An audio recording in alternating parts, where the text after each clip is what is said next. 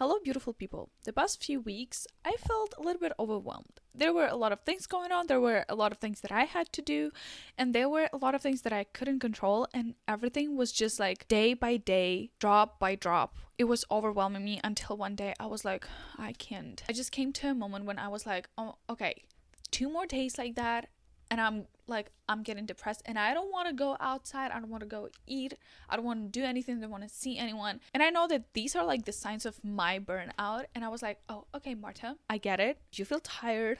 I get it, it's hard. I get it, it's overwhelming, but stop. I had to learn how to prevent a burnout because when I burn out, just a lot of time goes to waste. A lot of time. And if I can prevent this, that's better than curing that. And one day when I felt my lowest, when I felt the most overwhelmed, and when I had to do all the things in the world and I just didn't want to do that, everything suddenly worked out actually by the end of the day. So like I had to struggle all day long, but it worked out, and that all that matters. And I remember sitting in my evening class and receiving a very good news about the exam that I was stressing out, and that like everyone was scaring me. Oh my god, it's so hard. Corporate finance, Marta, that's the hardest class. So I was scared and I was preparing for that exam. Like I was studying and preparing, and I thought that I didn't study enough. And by the end of the evening, I got an email from my professor saying that, wow, you did great job. And I'm sitting and I'm like, damn, my hard work just paid off. Comparing to other hard times before burnout when I could not stop that, and I actually burned out, or I was feeling like very low, very depressed, and I didn't want to do anything, and I actually was not doing anything. What did I do different that this time, like I'm keeping myself afloat for a very long time? What is different? What am I doing? And it was 2 weeks that I was like, okay, like I see the sign, but I still was keeping myself afloat. I just saw the difference how this time it was all better. Like I could see the signs earlier. I could sacrifice some of my overwhelming things to just not get into a hole of being burned out. I was comparing and I decided to create a list like what keeps me afloat, because I'm not saying that these things gonna keep you from a burnout forever and ever and ever. No, definitely that's gonna happen to every single one of us, and it happened to me a lot. Just this time, it was better, and I actually did not hit the point of a burnout. Like I was ready. Like I was almost. Anyway, let's get to my list, because I think it has like a physical things, like what can you do, and also just the mindset that I incorporated, and I'm like, I did not repeat them to myself. I was actually believing in that, and I was actually living by those mindsets. So let's get started. What helps me to keep going, or how I keep going despite tough times? First thing is that every day is only 24 hours. I was continuously saying this to myself. Marta, even if your assignment is due midnight, remember, this day is only 24 hours. Marta, this week it's gonna be over, because day by day it's gonna end, finally. The thing that every single day, even a bad day, is only 24 hours, I kind of had this hope knowing that tomorrow I can begin again. I don't know, like just the thought that it's gonna end is a very comforting thought, because sometimes you don't feel like the end towards the bad things that are happening to you. But if you're at least thinking that bad days are gonna go away because they are only 24 hours, it's just a comforting thought to have. The second thing is self-worth and confidence in myself. So I had to work on my self-worth to get to the point when I would better stay at home and read a book so I can relax and chill and drink my tea than go to the library and study. I am a professional straight A student that was all about grades, because in the childhood I had to be the best in class. One mistake, the page goes off of the notebook. In the childhood we had a different grading system, so the maximum was 12. And so if I would get like 11, who got 12? If you got 10, why didn't you get 11? So like I was constantly boiling in that. And when I moved to United States, that was my mindset, and I had to teach myself how to be like, okay, you deserve to rest. Your self-worth is the birthright. So if you get a bad grade, or if you don't do your homework, does not mean that you're stupid. Does not mean that you're a bad person. I had to toughen myself. So this has really helped. And confidence in myself. Confidence is not about like the physical stuff that you're confident in myself. I think it's like 20% of confidence. This is actually being confident, like walk into the room with your back straight and knowing that no one here can hurt you, because like you already accept yourself and you are confident in yourself enough to know that, hey, I can survive without your opinion. I can survive with your hate towards me. I don't have to be loved by everyone. I'm just confident in myself because I am me. This is like 20% of confidence. One side of confidence is being confident in yourself that you can do some stuff. For me, it was a game changer because I already knew that a lot of people, just like me, work very good under pressure. And right now, I try not to do this, but it taught me a lot about the fact that I can do those things. Sometimes under pressure, sometimes without. But if I want to get something, I get that because I work hard and then I get it. I am pretty confident in myself knowing that whatever shit I'm going through, I'm gonna figure it out. Because no matter how many times shit happened to me, I always, there was no single time when I failed myself in that situation. And so when I was going through this tough time, I was like, Marta, you know that if you want to, you can do that. Continue through that. The third point is my hard times in the past. So I would remember like my burnout 1 year ago. I think that was like the lowest low that I ever hit. Thinking about that and how everything changed and how I changed and how I was able to get through that. And I was just like rewatching my old videos and how I looked at that time, what I was thinking, how unhappy I was. Looking back, right now I'm sitting and I'm like, damn, I recovered. I became even better. I became even stronger. I changed a lot. It's like two different people. I swear you, those are like two different people. And so on the days when I was like, okay, I don't want to do anything. Please leave me alone. I want to rest, blah, blah, blah. When I'm overwhelmed with my tasks, I remember the days when I had even more on my list. Or I just had the same amount. Or I thought in my head, that's like a whole lot of things to do. And I remember, damn, like I actually did it. Like that's fine. I'm not gonna die on the days when I don't feel comfortable in my body. I remember that I'm actually a human being and it's normal to not feel okay, to sometimes feel bloated or swollen. You know, it's just our nature. I'm a human being. I'm a real, normal human being. And continue through that. My fourth point is results. I am confident in myself that I can get through this because my past situations showed me that I can do that. No matter what, I can do it because all the past situations that I was into and I was feeling low, feeling depressed, I got very good results. And the results that I'm getting throughout my hard work, the results that I was getting in the past, they just build this confidence up. And so this time when I got like the results for my exam and also I had this presentation and I got very good like feedback. And I was sitting and I was like, damn, it actually pays off. Like, not everything is that bad when you're trying your best. Another point says, thought that I am just on a flying stone. So there is this song by Carpet Man that is called Endless Fight. And it says, the night sky throughout the window reminds me that I'm still on a flying stone. It worked for me. Sometimes I go on a walk and I look at the stars, like repeating those lyrics in my head. I'm just on a flying stone. Earth is a flying stone. And when I feel like my problems are overwhelming me and my world is just made of those problems, I kind of like do a little meditation. I just think about the fact that I'm on a flying stone and I try to, you know, how like zoom out from me to the planet to like the sun and all of those planets and like all of the universe. And when I'm think about it, it also kind of gives me like this comforting thought, even for a second or even just for a minute.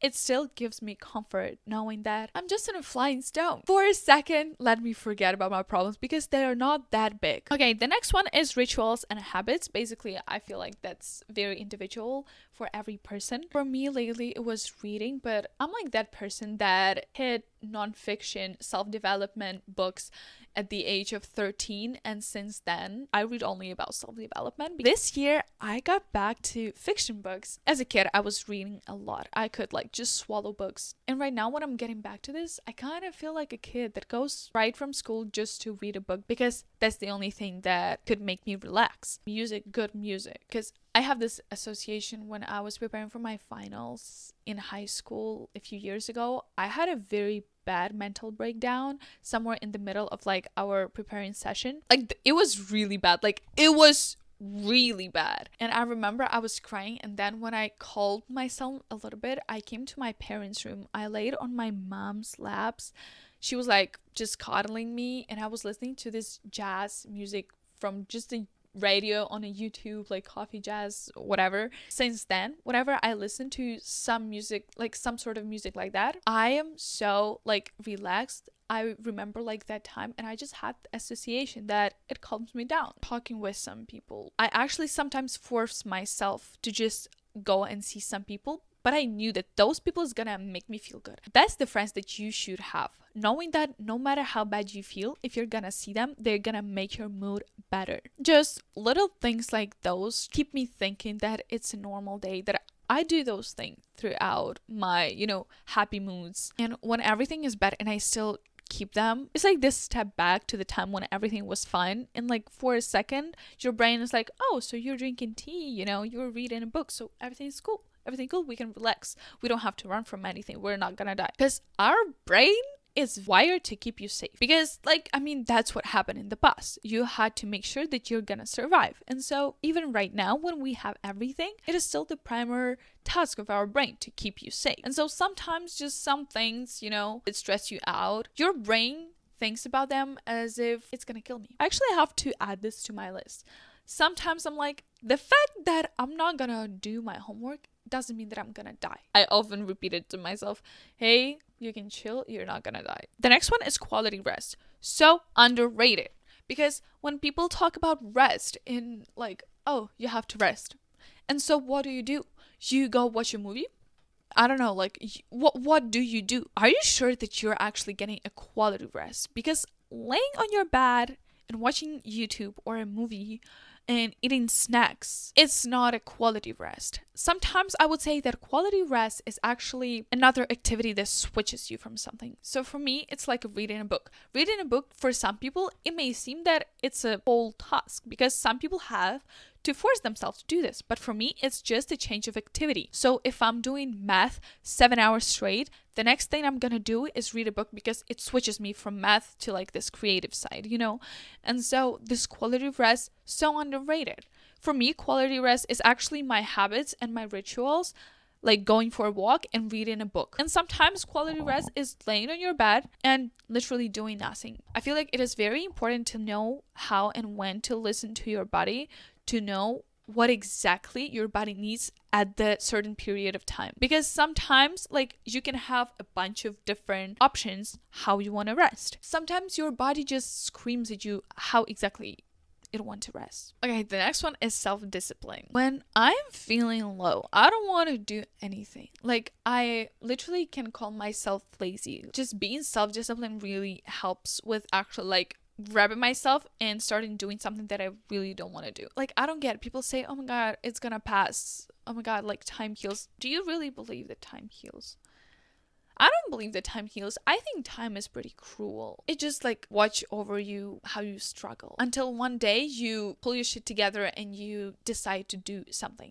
Time is also good because it gives you space and clarity to like see certain situations, to analyze some things, and to just give that quality rest. Time does not heal. You heal yourself. Being self-disciplined really helps with that. And that's how you make the bad time pass. Another one is silence. That's very interesting because I'm not the person that would actually better stay silent, but sometimes I feel like even music adds to all of the overwhelming that I have. I kind of also think that silence is pretty underrated. I am not saying that you're gonna be silent and your mind's gonna go silent. No. Especially in the evening when like outside everything is silent, especially at that time when you go silent like this, I feel like the pressure goes out of my ears. Nothing pressure me physically like noise. A few moments of silence works wonders. The next one is people detox. I started spending less time with people,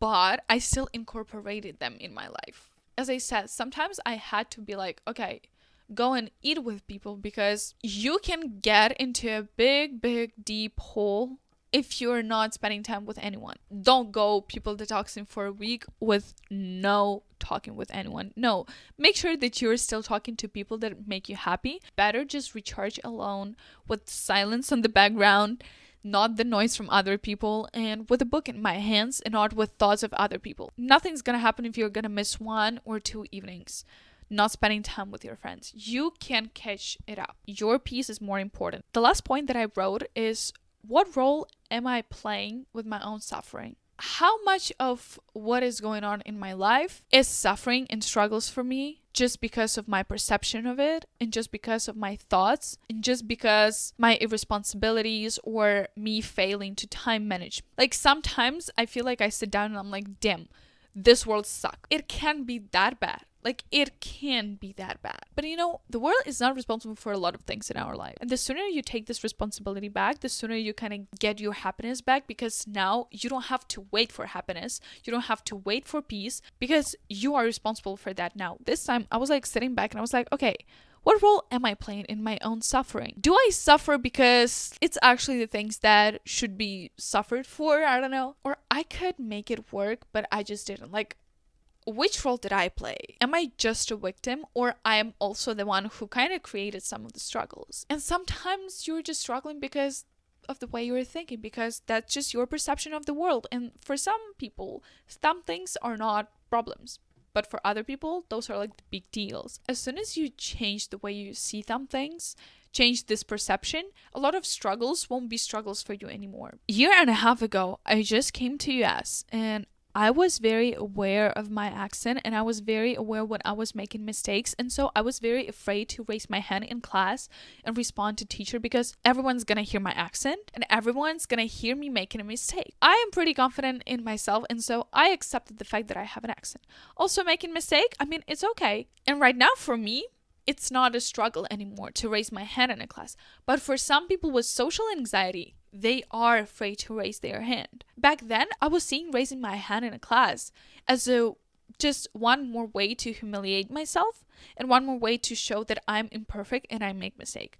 Right now, I see raising hand as getting points for participating, and as getting more knowledge when you are low. How much of the things that overwhelm you are actually not overwhelming? What role are you playing in your own suffering? I survived that. I'm actually on the way to surviving this even more, and getting even more energy, and getting even more insight, and getting even more quality rest. I am happy because I make this happen, and I'm very proud of myself. I give credit to myself for pulling myself together and not giving up. No one can feel it for you. No one can do a lot of things for you. No one can speak the words through your mouth. So all the things that can keep you afloat, you have to do them.